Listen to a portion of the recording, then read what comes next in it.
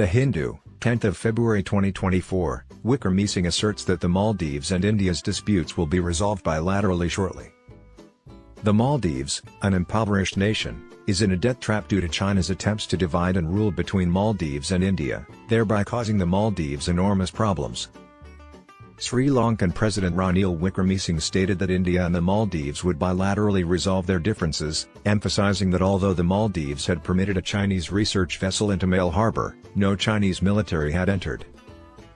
Mr. Wickremesinghe confirmed Sri Lanka's decision to join the 15-nation ASEAN-led Regional Comprehensive Economic Cooperation (RCEP) agreement, which China has joined in the Free Trade Zone while speaking to the Hindu on the sidelines of the Indian Ocean Conference.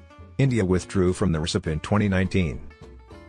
The Sri Lankan president informed External Affairs Minister S. Jaishankar, whom he met on Friday evening, that they had discussed India-Sri Lanka economic and connectivity initiatives. During their meeting, both parties concluded a review of unresolved programs in Sri Lanka's economic recovery process. In elucidating his rationale for pursuing RCEP membership, Mr. Wickremesinghe stated that Sri Lanka needed to maximize its market penetration. India's domestic market is enormous, but for Sri Lanka to expand, it must penetrate as many foreign markets as possible.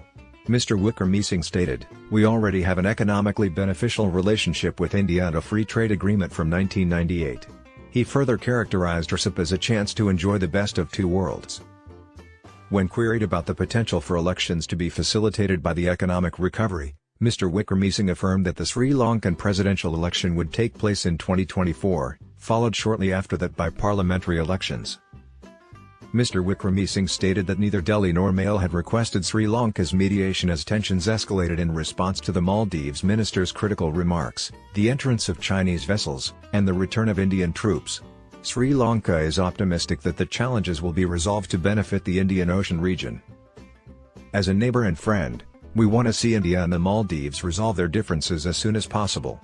I believe the Maldives has an internal process, and the parties involved are in discussion." Mr. Wickremesinghe stated, "There is a new government in place, and I believe that everyone should give these issues some time to resolve." A prominent concern at the conference was the presence of foreign research vessels, specifically Chinese spy ships, in the Indian Ocean region.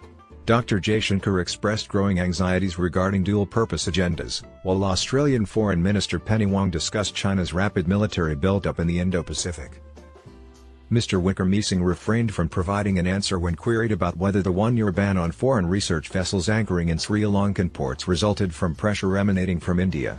Nevertheless, he elaborated that routine port requests to resupply petroleum, food, and naval drills would proceed without interruption, including those originating from China.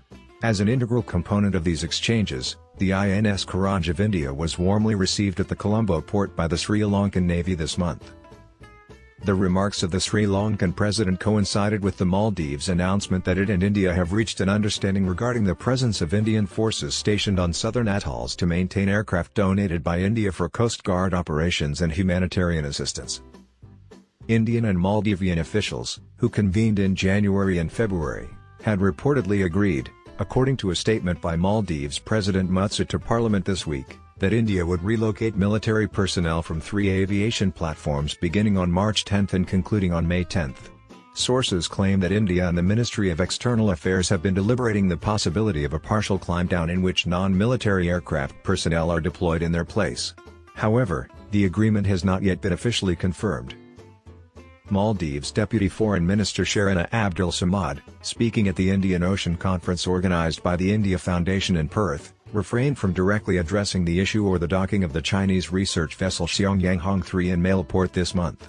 However, she did advocate for additional resources among small island states to conduct scientific research in their waters. Overcoming resource challenges in the absence of financial and technical support from more powerful nations is an insurmountable challenge, particularly when confronted with a recurring global crisis. Ms. Samad stated, "I urge the nations of the Indian Ocean region to collaborate with island states to enhance their capacity to accurately identify emerging threats through these exchanges and joint research exercises." The junior minister's attendance was noteworthy, given that the Maldives' newly formed government had abstained from the India-led Colombo Security Conclave in Mauritius in December. However, the vice president of the Maldives did attend the Indian Ocean Forum, organized by the Chinese government in Kunming.